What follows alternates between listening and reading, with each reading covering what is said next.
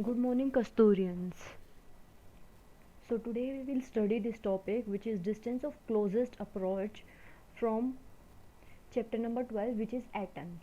Okay, so now let us understand what is the distance of closest approach. Okay, for that let us consider that there is an alpha particle and the mass of this alpha particle is m, and this alpha particle is traveling with some velocity, with some initial velocity, that is v. And as the this particle approaches, see from this figure, as this alpha particle approaches the nucleus, what happens, we already know that the charge on the alpha particle is positive, and charge at the center of the atom, or we can say at the nucleus of the atom, is also positive. So positive and positive charge will repel, or you can say there will be some coulombic repulsion between the two particles. So what will happen, this particle experiences coulombic repulsion, due to which the kinetic energy of this particle gets converted into the electrical energy. And what happens then this particle is reflect, or you can say this particle, it retraces its path. Okay, so what happens, so the distance, or you can say the distance from the nucleus, see the distance of this alpha particle from the nucleus, center of the nucleus, after which the particle starts to retrace its path. Okay, so that distance is known as the distance of closest approach. Now we want to find out this distance. So how we can find out this distance? See, at this distance r naught, what happens, the kinetic energy of this alpha particle gets converted into the electrostatic potential energy.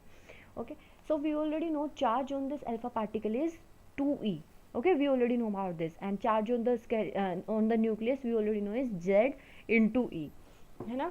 And we already know what is z and what is e. Z is the, you can say, the atomic number of the particle, and what is e? E is the electronic charge on the particles. Now we already know, see the kinetic energy, or you can say the initial kinetic energy of the particles, it will be directly proportional to what, velocity of the particle. So we already know what will be the kinetic energy of alpha particle, it will be half mv square. Okay, we already know what is how we have got this formula for kinetic energy. Now what will be the potential energy, or you can say the electrostatic potential energy of the particle? What will be that? It will be, we already know, potential energy is k q1 q2 upon r. Okay, so here we are talking about the distance, which is the distance of closest approach, so we are taking it as r naught.